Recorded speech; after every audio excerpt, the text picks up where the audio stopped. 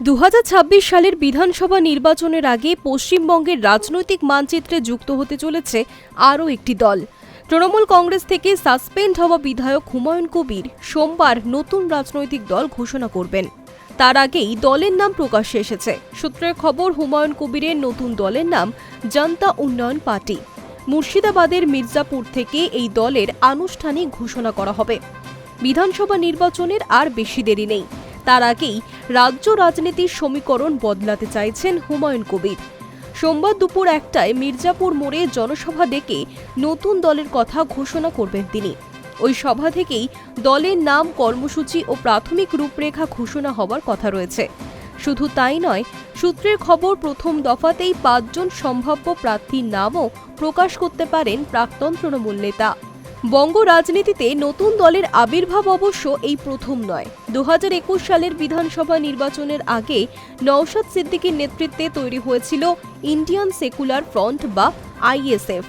সেই দল থেকে বিধায়কও নির্বাচিত হন নওশাদ। সেই নজির সামনে রেখেই অনেকেই মনে করছেন 2026-এর আগে হুমায়ুন কবিরের দল রাজনীতির ময়দানে নতুন অঙ্ক কষতে পারে।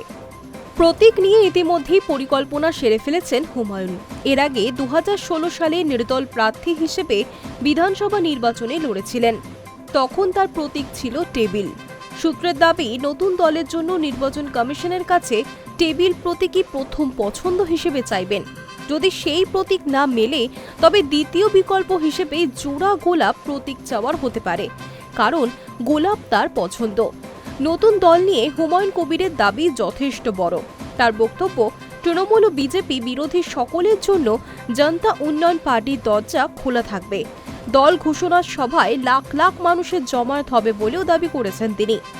মূল মঞ্চে থাকবেন প্রায় 90 জন নেতাকর্মী, সঙ্গে থাকবেন ভিআইপিরাও। রাজ্য জুড়ে দ্রুত কমিটি গঠনের কথাও জানিয়েছেন এই বিধায়ক। 2026 সালের বিধানসভা নির্বাচনে অন্তত 90টি আসনে জয়ের লক্ষ্যমাত্রা নিয়ে মাঠে নামছেন হুমায়ুন, এমনই দাবি তার। জানিয়েছেন, সরকার গঠনের ক্ষেত্রে নির্ণায়ক শক্তি হবে জনতা উন্নয়ন পার্টি। তবে এই সমস্ত দাবি বাস্তবের মাটিতে কতটা দাঁড়ায় তা সময় বলবে। আপাতত 2026 সালের নির্বাচনের দিকেই তাকিয়ে রাজনৈতিক মহল। এদিকে তৃণমূল কংগ্রেস আপাতত হুমায়ুন কবিরের নতুন দলকে বিশেষ গুরুত্ব দিতে নারাজ। শাসক দলের একাংশের মতে এই দল রাজ্যের রাজনীতিতে বড় কোনো প্রভাব ফেলবে না। তবে ভোটের অঙ্কে শেষ কথা বলবে জনতা। হুমায়ুন কবিরের রাজনৈতিক স্বপ্ন বাস্তব হয় কিনা তার উত্তর মিলবে 2026 সালের বিধানসভা নির্বাচনের ফলাফলে। Hi news network.